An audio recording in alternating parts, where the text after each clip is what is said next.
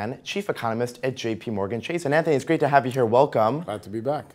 So core PCE rose 1.2% over the past year. It's still far from the Fed's 2% target. What's your take on inflation, and is this a bad sign for the rest of the second quarter? Inflation so far is still not an issue, but as you probably know, the difference between core PCE and, say, core CPI is always anywhere from 4 to 0.6%. Obviously, because of the weight they weight things.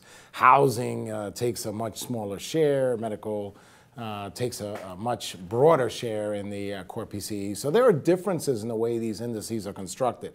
But given the fact that the Federal Reserve has made it very clear that they target core PCE, it really says that there is no urgency for the Fed to move. Okay, and speaking of that, do you think the Fed will lift rates higher in September?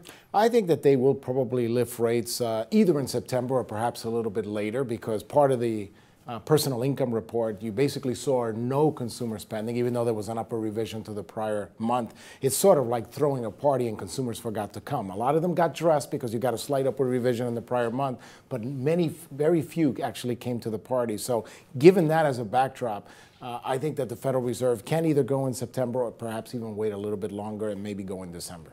Okay, because there are plenty of economists out there who say, look, the economic data out there just doesn't warrant a 2015 rate hike. So what about lifting in 2016? I think that the economic data does in fact justify it. If you look at employment growth, if you look at the unemployment rate, there are a lot of things out there that no longer tell us that this is sort of a panic situation when the unemployment rate was at 10%.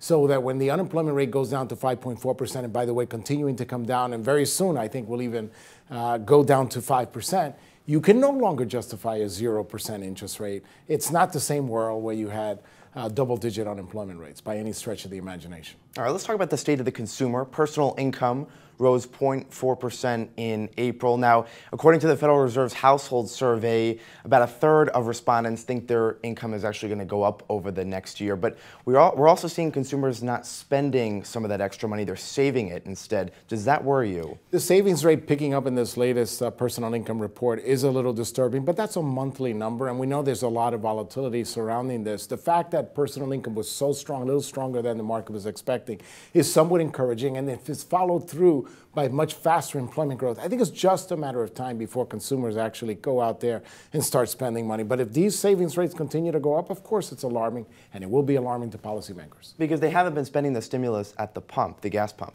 Well, I think that in this year, for example, they haven't. But if you look at last year, in the fourth quarter of last year, consumer spending rose 4.4% when the economy was growing at 2.2%.